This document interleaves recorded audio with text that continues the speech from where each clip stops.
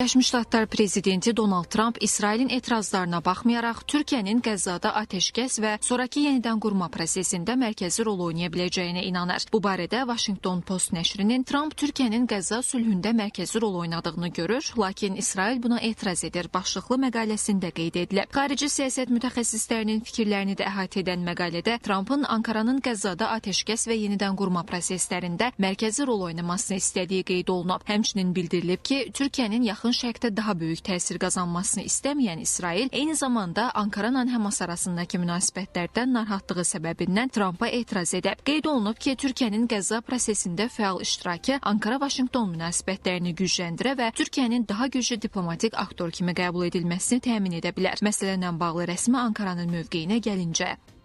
Türkiye'ye gelince Cumhurbaşkanımız da müteahhit defalar ifade etti. Biliyorsunuz Şarm El Şeyh'te imza atan 4 liderden biriydi Cumhurbaşkanımız.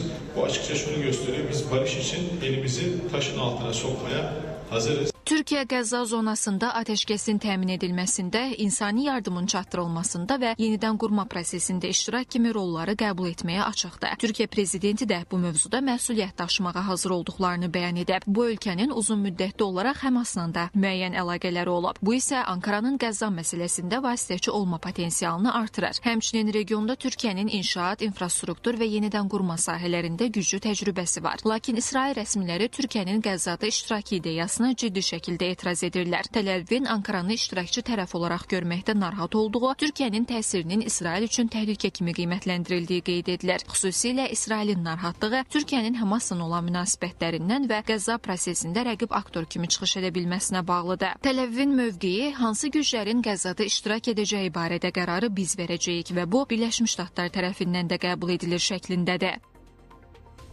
Bu məsələ yaxın şərqdə güc balansının yenidən formalaşmasının mühüm göstəricisidir. Donald Trumpın Türkiyənin Qəzzada atəşkəs və yenidən qurma prosesində mərkəzi rol oynamasına inanması, Vaşinqtonun bölgədə yeni diplomatik konfiqurasiya qurmaq niyyətindən xəbər verir. Bu yanaşma həm ABŞ üçün strateji, həm də Türkiyə üçün image və təsir baxımından əhəmiyyətlidir.